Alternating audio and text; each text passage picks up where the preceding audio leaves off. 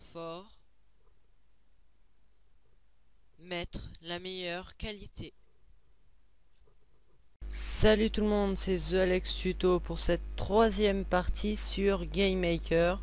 Nous étions en train de créer un jeu exactement dans les parties précédentes. Et sur cette partie nous allons apprendre à créer le backroom qui est l'arrière-plan dans notre jeu.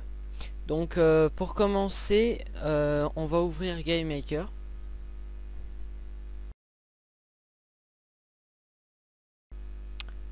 Une fois que GameMaker est ouvert, nous allons ouvrir notre fichier à partir de cette icône.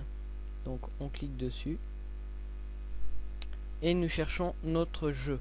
Donc le jeu que qu'on était en train de créer, je l'ai appelé moi Tuto GameMaker. Donc voilà. Donc on peut retrouver nos sprites que nous avions créé dans la partie numéro 1 et nos objets que nous avons créés dans la partie numéro 2. Donc pour le backroom, donc soit on clique sur le dossier backroom, clic droit create backroom, sinon on clique sur create backroom ici dans le petit icône. Moi je vais cliquer ici, c'est plus rapide. Voilà, on met en plus grand, c'est mieux. Voilà, on va retirer juste le 0 et on laisse comme name backroom. Edit backroom, hop, on met en grand et on zoome.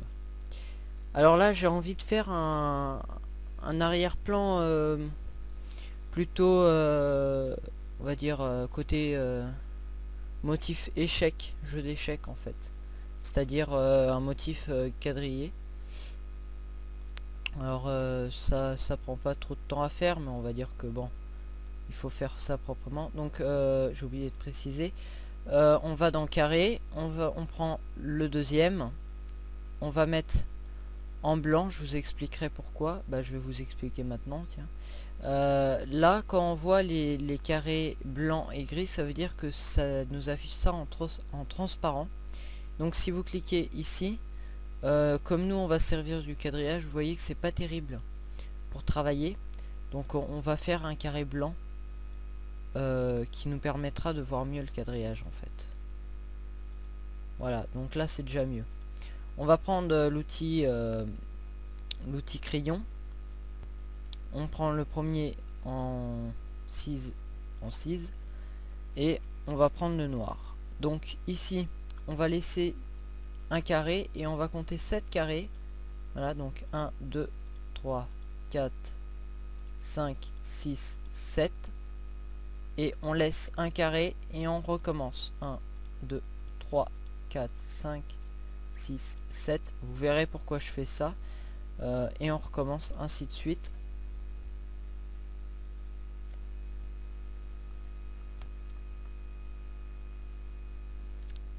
Alors.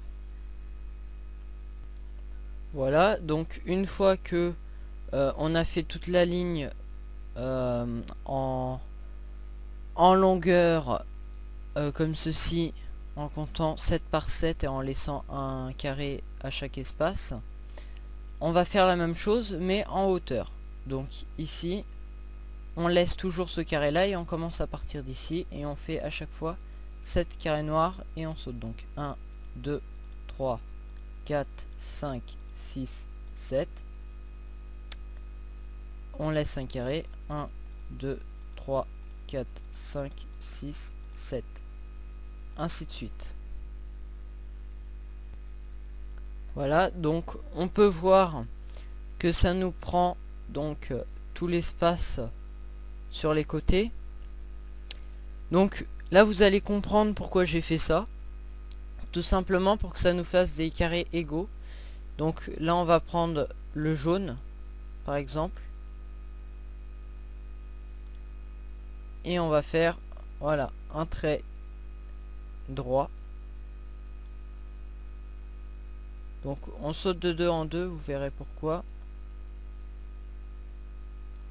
Hop. Donc là on saute de 2 en 2 avec le jaune. Hop. et le dernier ici.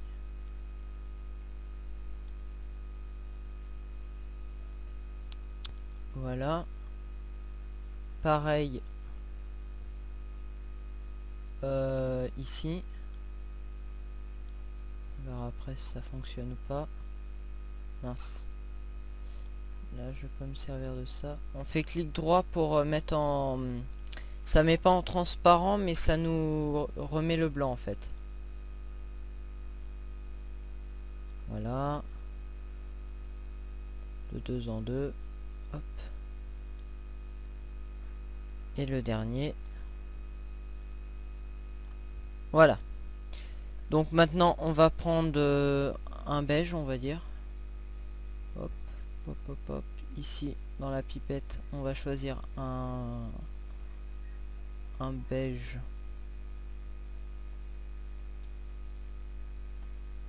Une couleur assez beige, voilà. Comme ça c'est parfait.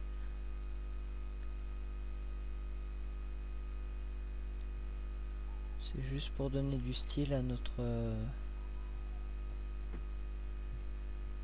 Vous verrez qu'après, une fois qu'on a terminé ça, on peut retirer le quadrillage, puisqu'il ne nous servira pas plus à grand chose. Voilà. Hop. Donc c'est assez rapide. Le plus long, c'est surtout pour faire le noir. Hein, c'est surtout ça qui prend du temps. Après, ça va tout seul. Voilà. Donc on peut supprimer le noir. Donc on reste cliqué avec le clic droit. Donc on fait ça précisément.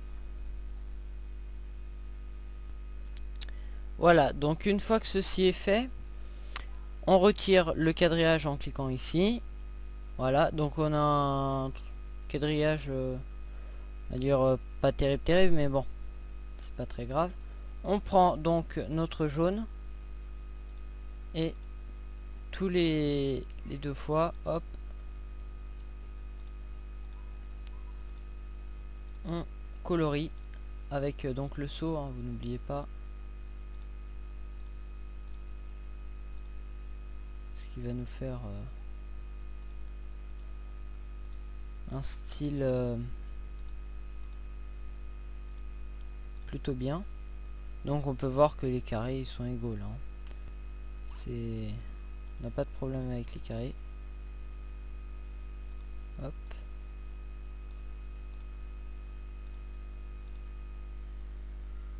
Voilà. Et maintenant on va se servir du beige. Donc pour cela, pour toujours utiliser le même beige, on clique, on prend la pipette et on clique ici dans le beige. Voilà, on peut reprendre notre seau, pardon. Hop, et on clique dans les carrés déjà.